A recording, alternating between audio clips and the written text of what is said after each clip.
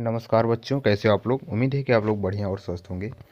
तो बच्चों, मैं इस वीडियो में हिंदी का ओएमआर सीट लेके आया हूँ, ठीक है, जो कि आपका 2025 में जो एग्ज़ाम होने वाला है 24 फरवरी 2025 से, ठीक है। तो हम हिंदी में जो आपका बहुविकल्पी प्रश्न आता है वो 20 प्रश्न लेके आए हैं। 100% यही प्रश्न आएंगे, ठीक है।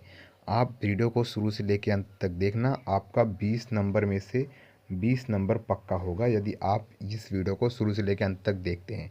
और इसमें हमने जितने भी क्वेश्चंस हैं 20 क्वेश्चंस, उसको जो है हमने चुन चुन कर इसमें रखा हुआ है, ठीक है। 2025 में 100% यही क्वेश्चंस आएंगे, जो कि आपको समय मिलता है 3 घंटे 15 मिनट टोटल क्वेश्चन करने के लिए। पूर्णांक 70 होते हैं, जिसमें से आपका मैं 20 नंबर लेके आया हूँ, ठीक है। बाकी 50 नंबर अलग से है, और एक वीडियो और है जो मैंने आपका 10 नंबर लेके आया हूँ, ठीक है। वह भी वीडियो जाके आप लोग देख लीजिएगा।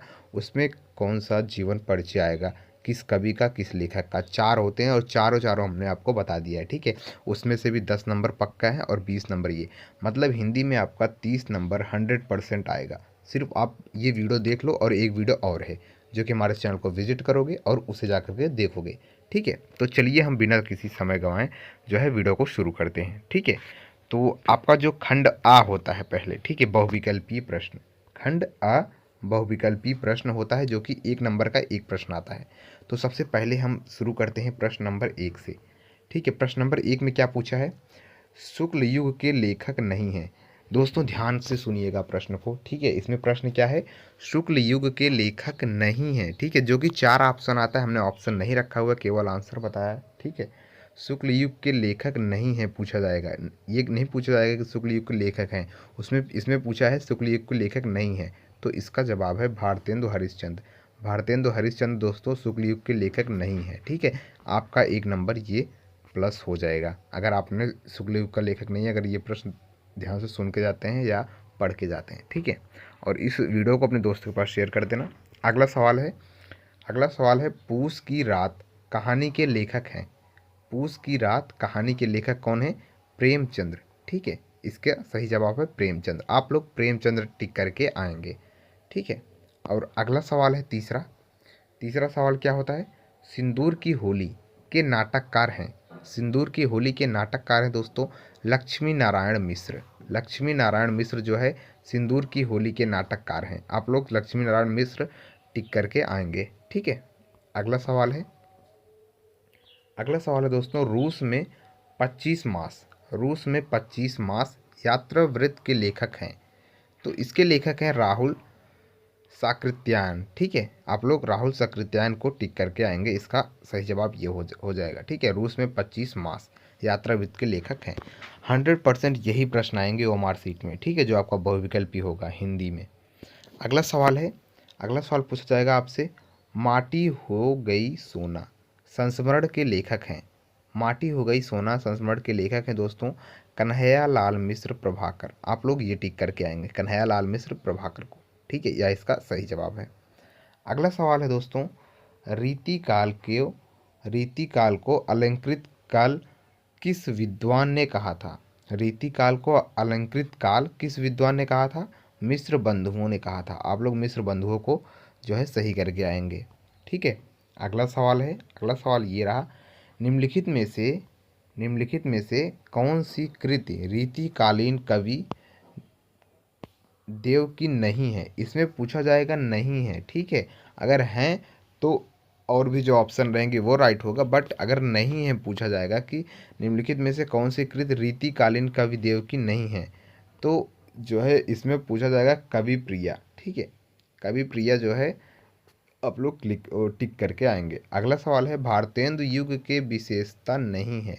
भारतेंदु युग की विशेषता नहीं है, तो इसका सही जवाब क्या हो जाएगा? काव्य भाषा के रूप में खड़ी बोली का प्रयोग। यह जो है भारतेंदु युग की विशेषता नहीं है, ठीक है। काव्य भाषा के रूप में खड़ी बोली का प्रयोग, यह भारतेंदु युग की विशेषता नहीं है पूछा जाएगा, ठीक है। अगला सवाल है, वर्ष 1943 में प्रकाशित तार सप्तक का संपादक किसने किया? वर्ष 1943 में प्रकाशित तार सप्तक का संपादन किसने किया? तो इसका सही जवाब क्या आप करके आएंगे टिक करके, सच्चिदानंद हीरानंद वात्स्यायन अज्ञेय। ठीक है। अगला सवाल, राम की शक्ति पूजा किसकी रचना है? राम की शक्ति पूजा किसकी रचना है? तो यह सूर्यकांत त्रिपाठी निराला जी की है। आप लोग ये टिक करके आएंगे, सूर्यकांत त्रिपाठी निराला। ठीक है। 20 क्वेश्चन बहुत ही ध्यान से सुनिएगा, पढ़ के जाइएगा और इस वीडियो को अपने दोस्त के पास शेयर ज़रूर कर देना, क्योंकि आपका 70 में 20 नंबर फिक्स होंगे। यही क्वेश्चंस आएंगे बहुविकल्पी में। ठीक है। अगला सवाल है, हाथी जैसी देह है। ठीक है। हाथी जैसी देह है, गैंडे जैसी खाल, तरबूज सी खोपड़ी, खरबूज से गाल, उपर्युक्त पंक्तियों में कौन सा रस है? अगर यह आपका आता है, ये जो आपका दोहा आया हुआ है यह आता है, तो यह हो जाएगा हास्य रस। आप लोग हास्य रस को क्लिक करके आएंगे। ठीक है। राइट इसका होगा हास्य रस। अगला सवाल, अगला पूछा जाएगा आपसे, उस काल मारे क्रोध के तन कांपे उसका लगा, मानो हवा के वेग से सोता हुआ सागर जगा। उपर्युक्त में कौन सा अलंकार है? तो यह जो है उत्प्रेक्षा अलंकार होगा। ठीक है। यही प्रश्न पूछा जाएगा 100%। ठीक है। उत्प्रेक्षा अलंकार आप लोग क्लिक करके आएंगे। अगला सवाल, जो सुमिरत सीधी हुई गणनायक करिबर बदन करूं अनुग्रह सोई, बुद्धि राशि शुभ गुण सदन। प्रयुक्त पंक्तियों में कौन सा छंद है? तो यह सोरठा छंद है। ठीक है। 100% यही प्रश्न पूछे जाएंगे जो हमने आपको 20 बताए हुए हैं। ठीक है। सोरठा छंद यह इसका सही जवाब हो जाएगा। अगला सवाल, निम्नलिखित में से किस शब्द में अनु उपसर्ग का उपयोग नहीं हुआ है? निम्नलिखित में से किस शब्द में अनु उपसर्ग का प्रयोग नहीं हुआ है? तो दोस्तों अनुत्तीर्ण, अनुत्तीर्ण आप लोग क्लिक करके आएंगे। ठीक है। अगला सवाल, नीलकंठ समस्त पद में प्रयुक्त समास है। तो जो नीलकंठ में समस्त पद में प्रयुक्त समास क्या है? बहुव्रीहि समास होता है। ठीक है। आप लोग बहुव्रीहि क्लिक करके आएंगे। अगला सवाल, बादल का पर्यायवाची शब्द नहीं है पूछा जाएगा। ठीक है। क्योंकि इस बार बहुत ही क्रिटिकल आएगा। ठीक है। उल्टा पुल्टा करके पूछा, शब्द नहीं है पूछा जाएगा। ठीक है। नहीं है जलज, जलज जो है बादल शब्द का पर्यायवाची नहीं होता है। बाकी गगन, अंबर ये सब उसका पर्यायवाची होता है।